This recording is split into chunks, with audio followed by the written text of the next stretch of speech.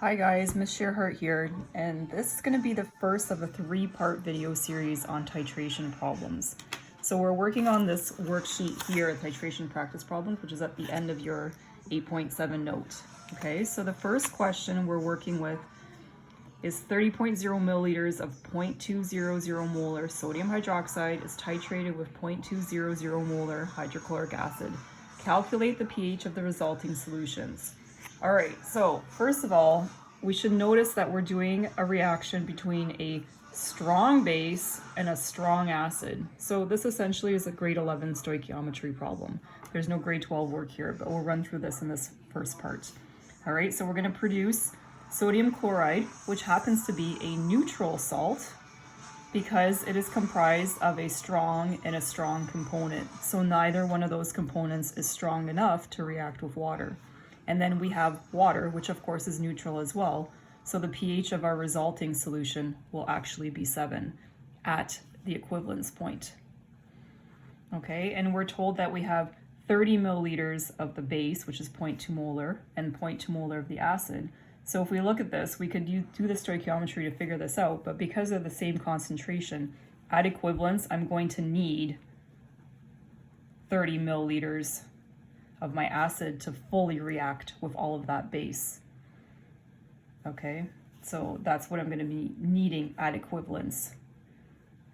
But I'll show you the calculation for that when we get to that calculation part in a second. Okay, so for part A, it asks for before the titration even begins, we're looking for the pH of that sodium hydroxide. Okay, so that's a strong base, so we know that we should be getting a really, really high pH, right?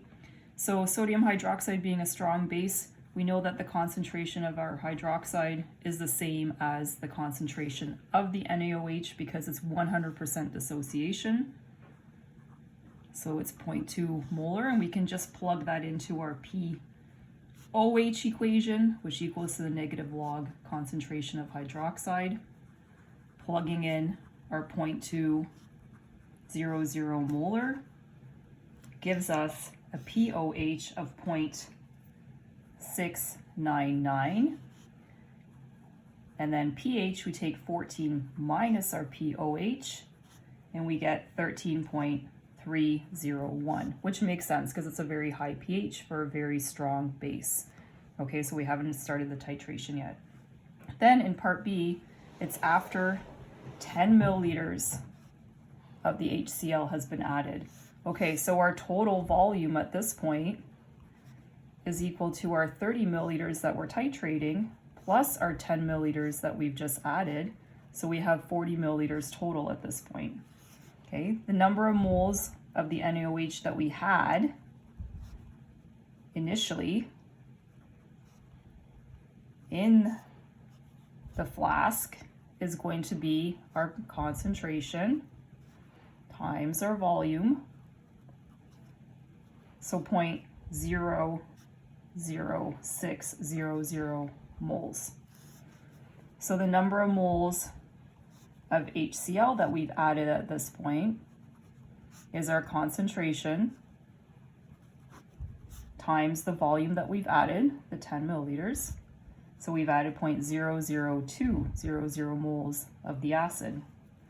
Okay, so the number of moles of NaOH that's left is going to be what we had minus what we used, which means what reacted with the acid. So if we had 0.00600 moles initially, and we added 0.00200 moles of the acid, that's how much of the base is going to react. Because remember, they're reacting in a 1-to-1 mole ratio with each other. So we have left over 0.00400 moles. So the concentration of our NaOH at this point is how the number of moles that we have left, the 0.00400 moles, divided by the total volume, which is 40 milliliters at this point. So that's 0.100 molar. And then I can go ahead and calculate the concentration of hydroxide because it's a 100% dissociation. So it's the same concentration. Plug that into my POH formula, which gives me 1.00 for POH, 1.000, because the number of sig figs is equal to the number of decimal places. So my pH at this point is 14 minus 1.000, which is 13.000. So my pH has gone down from when I didn't even start the titration yet, that was just my base, 13.301, and now I've added 10 milliliters of my acid, 13.000, so now my pH is going down as I'm adding acid into my base, which makes sense. Okay, in the next part of the video, we're going to continue on with at the equivalence point, so stay tuned to part 2.